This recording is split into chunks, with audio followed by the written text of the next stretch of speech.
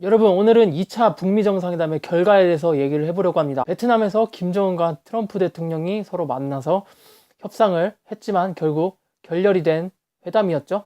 이걸 보고 많은 국민들이 실망을 했다고 생각을 합니다. 역시 북한은 믿을 만한 존재가 아니다라든지, 북미 관계가 리셋이 됐다든지, 다시 도발을 걱정해야 되는지, 뭐 이런 부분에 대해서 걱정하시는 분도 많을 텐데, 저는 그렇게 생각하지 않고 그 이유를 몇 가지 말씀을 드릴게요. 첫째로 실무 협상이 아주 원만하게 진행이 됐었다. 요 몇 달 사이에 북한이랑 미국 고위층이 굉장히 많이 왔다 갔다 했죠. 북한 고위층이 워싱턴에 방문을 하기도 하고 미국 고위층도 판문점을 통해서 평양으로 방문을 하기도 했었죠. 북한도 나름 이거에 준비를 하느라고 투자 설명회를 열거나, 물론 중국 한정이지만요, 그래서 자기의 경제개발 의지를 표현을 하기도 했습니다. 그래서 이 북미 정상회담은 그 긴 협상 끝에 만들어낸 합의문을 국가 차원에서 양국의 정상이 서명을 하는 그런 차원의 회담이었습니다.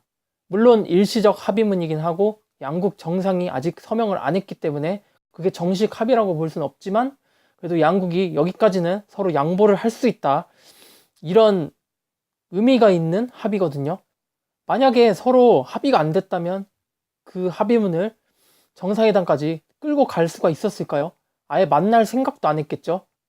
저는 그 점에서 추가 협상과 타결 가능성이 충분히 있다고 봅니다. 실제로도 트럼프 대통령이 짧은 시일 내에 다시 협상을 하겠다는 의지를 밝히기도 했어요.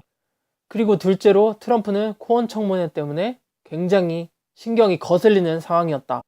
이 사람이 청문회에서 트럼프 선거 기간 때 있었던 온갖 불법적인 일이나 치부 같은 거를 전부 공개를 하겠다고 했어요.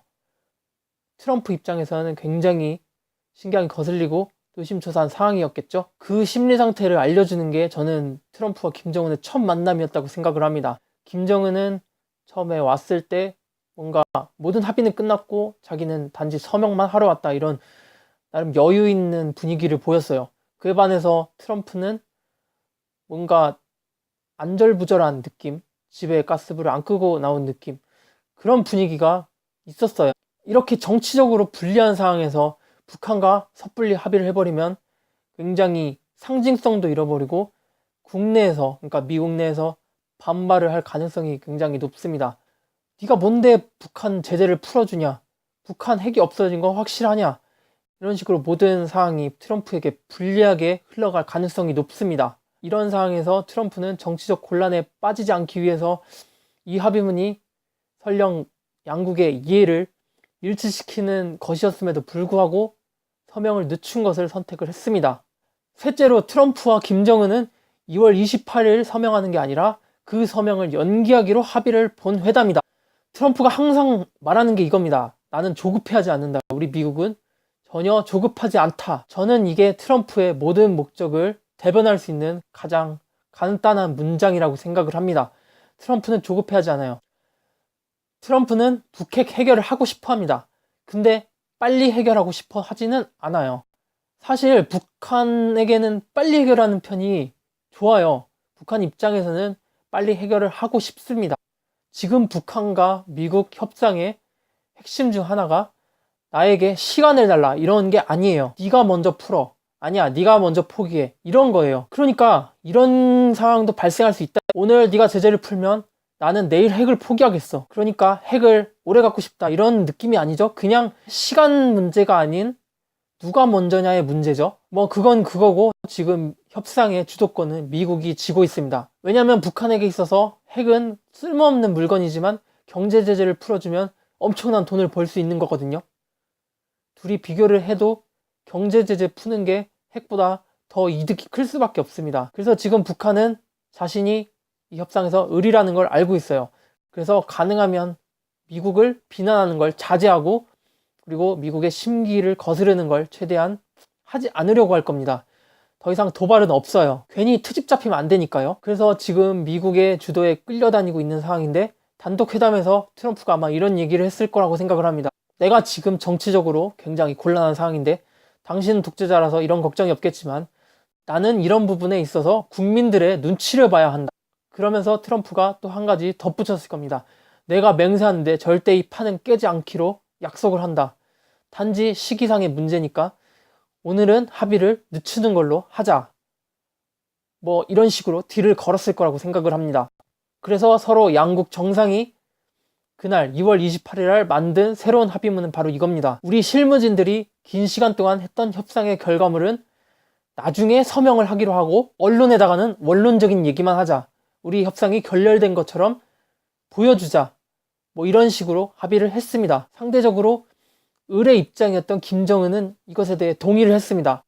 김정은이 협상 결렬 이후에도 미소를 잃지 않은 걸 보면 알 수가 있죠. 그 미소의 의미는 자기가 큰 걸 잃지는 않았다는 겁니다. 이게 단순히 서명 연기일 때 나오는 여유 있는 표정인 거죠.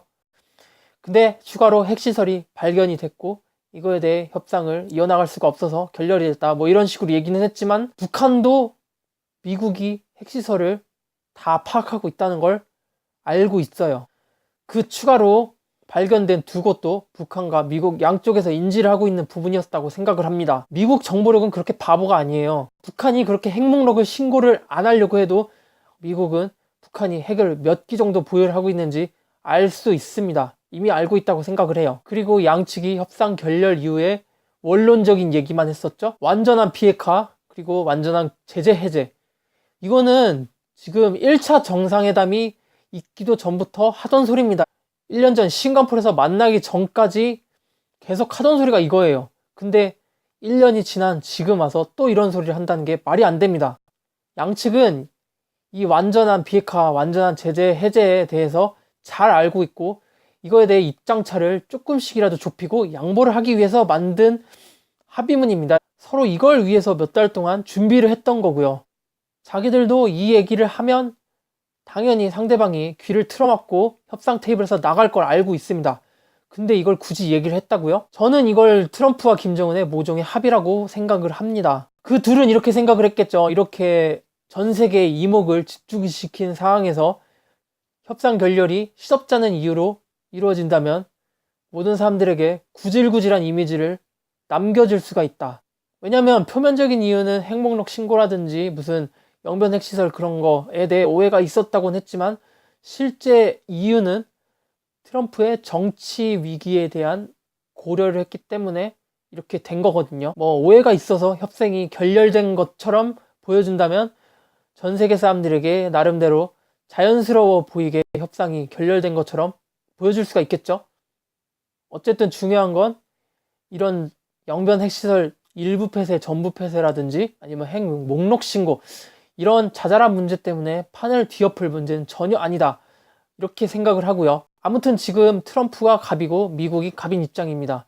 지금 트럼프의 계획은 최대한 자기 재선 전까지 북핵 문제를 빨리 해결할 수 있음에도 불구하고 천천히 시간을 끌면서 북한도 지금 하루가 급한 상황이지만 을의 입장으로서 동의를 했던 것이고요.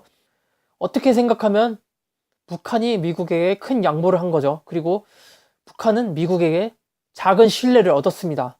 정리합니다. 2차 북미 정상회담은 서로 오해한 척하면서 서명을 연기한 합의라고 볼 수 있다. 그리고 코원 청문회 때문에 트럼프는 지금 서명하기에는 자신의 정치적 리스크가 너무 크다고 말했고 북한의 김정은도 이것에 대해 동의를 했습니다. 판은 전혀 깨지지 않았고 단지 서명을 늦추기로 한 회담이다. 이 북핵 문제를 재선 전까지 질질 끌면서 해결을 하고 싶어 한다.